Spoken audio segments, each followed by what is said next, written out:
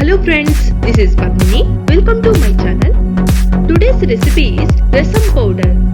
ಇವತ್ತು ನಾನು ಉಡುಪಿ ಶ್ರೀ ಕೃಷ್ಣ ಮಠದಲ್ಲಿ ಮಾಡುವಂತಹ ಸಾರಿನ ಹುಡಿನ ಯಾವ ರೀತಿ ಮಾಡೋದು ಅಂತ ತಿಳಿಸ್ಕೊಡ್ತೀನಿ. ಹಾಗಾದ್ರೆ ಅದಕ್ಕೆ ಏನೆಲ್ಲ ಇಂಗ್ರೀಡಿಯೆಂಟ್ಸ್ ಬೇಕು ಅಂತ ನೋಡ್ಕೊಳ್ಳೋಣ.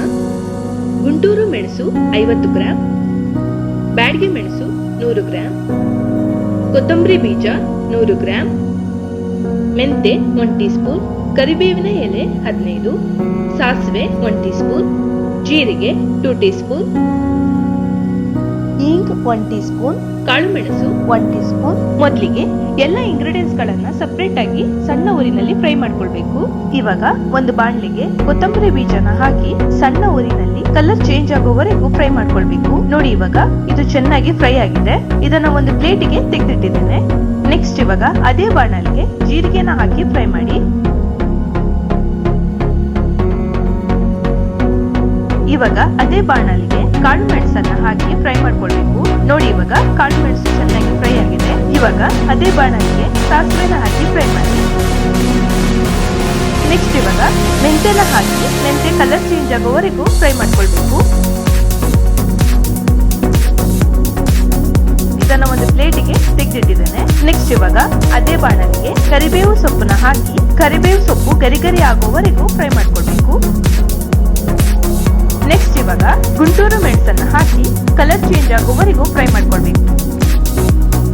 ನೋಡಿ ಇವಾಗ ಇದಾಗಿದೆ. ಇದನ್ನ ಒಂದು ಪ್ಲೇಟಿಗೆ ತೆಗೆದಿಟ್ಟಿದ್ದೇನೆ.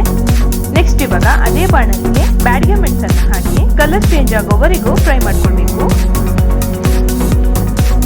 ನೋಡಿ ಇವಾಗ ಫ್ರೈ ಮಾಡಿದಾಗಿದೆ. ನೆಕ್ಸ್ಟ್ ಇವಾಗ ಇದಕ್ಕೆ ಹಿಂಗ್ ಹಾಕಿ ಒಂದ್ಸಲ ಮಿಕ್ಸ್ ಮಾಡಿ. ನೋಡಿ ಇವಾಗ ಮಿಕ್ಸ್ ಮಾಡಿದಾಗಿದೆ. ಇದನ್ನ ಒಂದು ಪ್ಲೇಟಿಗೆ ತೆಗೆದಿಟ್ಟಿದ್ದೇನೆ. ನಾವು ಫ್ರೈ ಮಾಡಿರೋ ಎಲ್ಲ ಇಂಗ್ರೀಡಿಯೆಂಟ್ಸ್ ತಣ್ಣಗಾದ ಒಂದು ಮಿಕ್ಸಿ ಜಾರ್ಗೆ ಸ್ವಲ್ಪನೇ ಹಾಕಿ ಪೌಡರ್ ಮಾಡ್ಕೊಳ್ಬೇಕು.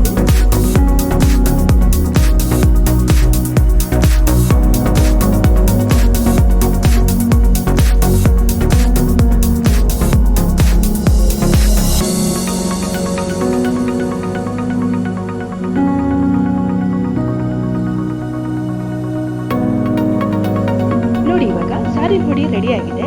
ಈ ಸಾರಿನ ಹುಡಿನ ನಾನು 2 ತಿಂಗಳಿಗೆ ಆಗುವಷ್ಟು ಮಾಡಿದ್ದೇನೆ.